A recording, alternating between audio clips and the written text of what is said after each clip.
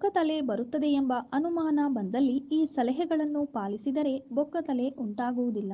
ಹೌದು, ಮನುಷ್ಯರಾಗಲಿ ಪ್ರಾಣಿಗಳಾಗಲಿ ತಲೆಯ ಕೂದಲು ಕೆಲವು ವರ್ಷಗಳ ನಂತರ ಕ್ರಮವಾಗಿ ಉದುರಲು ಪ್ರಾರಂಭಿಸುತ್ತವೆ.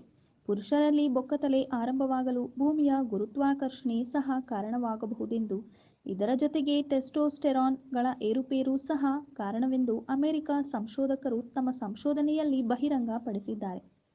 20 ಮಿಲಿಲೀಟರ್ ಕೊಬ್ಬರಿ ಎಣ್ಣೆ, 10 ಮಿಲಿಲೀಟರ್ ನೆಲ್ಲಿಕಾಯಿ ಎಣ್ಣೆ, 2 ಚಮಚ ನಿಂಬೆ ರಸ ಇವೆಲ್ಲವನ್ನು ಬೆರೆಸಿ ಬುರುಡೆಗೆ ಹಚ್ಚಿ ಅರ್ಧ ಗಂಟೆಯ ನಂತರ ಸ್ನಾನ ಮಾಡಿದರೆ ಕೂದಲು ಉದುರುವುದು ಕಡಿಮೆಯಾಗಿ ಬೊಕ್ಕತಲೆ ಉಂಟಾಗುವುದನ್ನು ತಡೆಯಬಹುದು. ಹುರಿದ ಮೆಂತೆಯನ್ನು ಕೊಬ್ಬರಿ ಎಣ್ಣೆಯಲ್ಲಿ ಸ್ವಲ್ಪ ಸಮಯ ನೆನೆಸಬೇಕು. ನಂತರ ಆ ಮಿಶ್ರಣವನ್ನು ತಲೆಗೆ ಹಚ್ಚಿ ಮೆತ್ತಗೆ ಮಸಾಜ್ ಮಾಡಬೇಕು. ವಾರದಲ್ಲಿ 3-4 ಸಲ ಹೀಗೆ ಮಾಡಿದಲ್ಲಿ ಬೊಕ್ಕತಲೆ ಬರುವ ಸಾಧ್ಯತೆ ಕಡಿಮೆಯಾಗುತ್ತೆ. ಇನ್ನು ಕೊಬ್ಬರಿ ಎಣ್ಣೆಯಲ್ಲಿ ನೆಲ್ಲಿಕಾಯಿ ಚೂರ್ಣವನ್ನು ಹಾಕಿ ಕುದಿಸಬೇಕು. ಈ ಎಣ್ಣೆಯನ್ನು ಶೀಸೆಯಲ್ಲಿ ಸಂಗ್ರಹಿಸಿಡಬೇಕು.